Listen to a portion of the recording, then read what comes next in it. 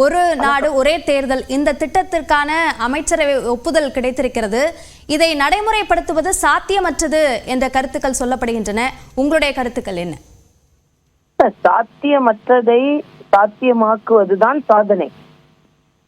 ஏனென்றால் இது ஒரே நாடு ஒரு தேர்தல் என்ற பொழுது நாமே இப்பொழுது பார்க்கிறோம். அதில் ஆகும் செலவு, அதே நேரத்தில் நல்ல திட்டங்களை கூட அறிமுகப்படுத்த முடியாத ஒரு சூழ்நிலை, மக்களுக்கு நல்ல திட்டங்களை கொண்டு வருவதற்கு பதிலாக அதே அளவு பணம் தேர்தல் நடைமுறையில் செலவழிக்கப்படுகிறது. அது மட்டுமல்ல, ஸ்திரத்தன்மை, நிலையற்ற தன்மை இருக்கின்ற ஆட்சி ஒரு அச்சுறுத்தலாகவே இருந்து கொண்டு எப்பொழுது வேணுமானாலும் கவிடலாம், எப்பொழுது வேண்டுமானாலும் தேர்தல் வரலாம் என்ற சூழ்நிலை, இவை எல்லாமே ஜனநாயகத்திற்கு ஒரு மிகப்பெரிய அச்சுறுத்தலாக மட்டுமல்ல, ஜனநாயகத்தில் மக்களின் வரிப்பணம் வீழ்ச்சிப்பது ஒரு காரணமாகவே இருக்கிறது.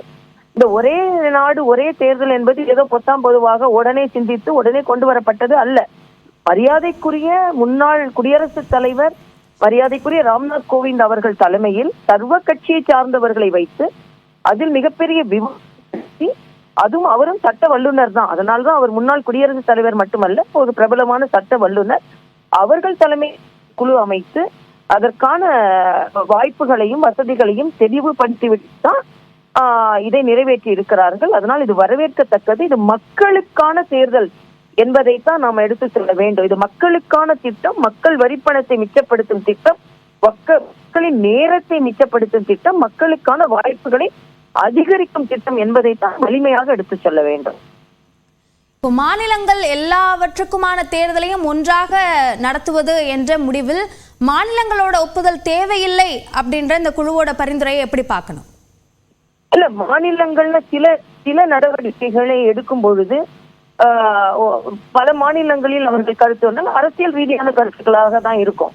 அது மக்கள் ரீதியாகவோ இல்லை என்றால் வரிப்பணம் செலவாகும் ரீதியாகவோ அந்த கருத்துக்கள் இருக்காது. அந்தந்த மாநிலத்தில் அந்தந்த அரசியல் நகர்வுகளுக்கு ஏற்றால் மாதிரி தான் இருக்கும்.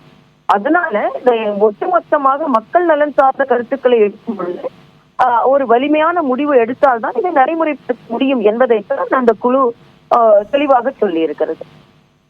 இணைப்பில் வந்து கருத்துக்களை பகிர்ந்து கொண்டமைக்கு நன்றி திருமிகு தமிழிசை சவுந்தரராஜன். நன்றி. தொடர்ந்து